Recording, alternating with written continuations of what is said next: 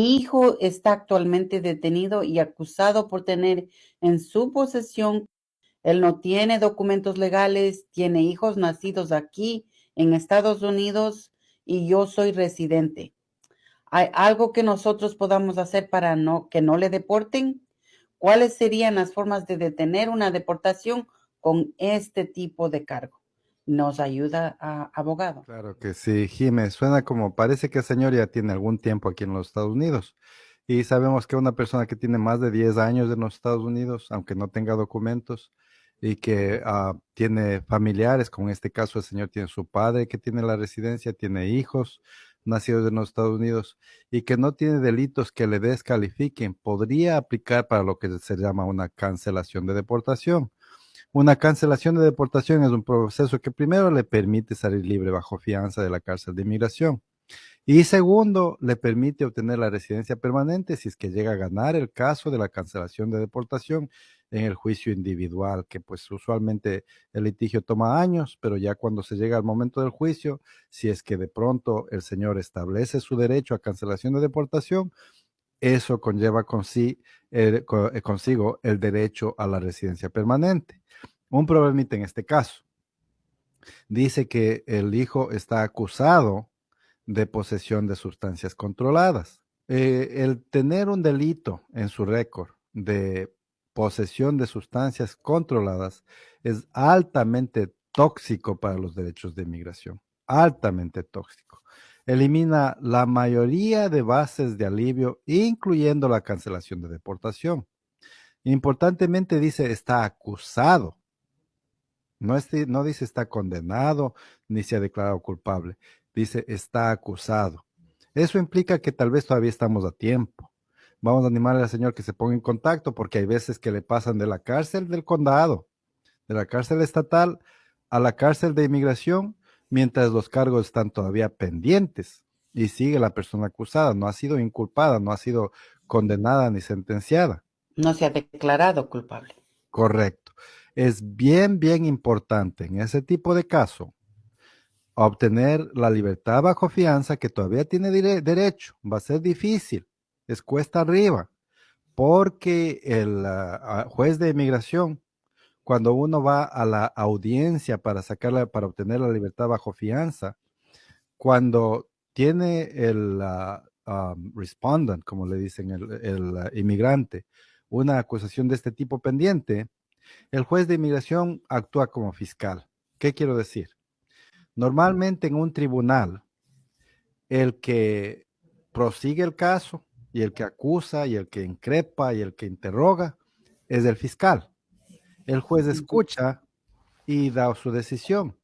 Pero en este tipo de casos y en el contexto de inmigración, el juez mismo toma el rol, toma el papel de fiscal y conduce el interrogatorio, la examinación, como le dicen en el tribunal, y busca establecer y saber si es que la persona en efecto admite o concede el hecho de que pues él sí tenía posesión de sustancias controladas.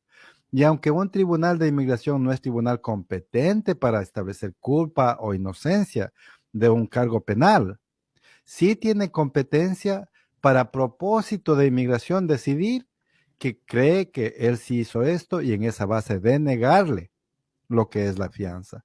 Entonces se requiere de mucho tino y experiencia de parte del abogado para hacer una presentación en la audiencia de fianza donde el cliente no se exponga a que de pronto se comprometa su caso en el condado, porque de pronto si es que da testimonio en el contexto de la Corte de Inmigración, que es negativo y perjudicial para su caso de la posesión de sustancias controladas, cuando quiera que vaya a responder de esta acusación ante la Corte del Condado, el fiscal de la Corte del Condado puede colectar, recoger el testimonio que se presentó con la Corte de Inmigración y utilizarle en contra del inmigrante en el contexto del caso penal en el condado. Así que es importante que el abogado tenga mucho tino para que el cliente no dé testimonio, especialmente si es que es perjudicial en el contexto de la Corte de Inmigración y sin embargo pueda beneficiarse de lo que les dicen de presumption of innocence, la presunción de que la persona es inocente hasta que se le encuentre culpable.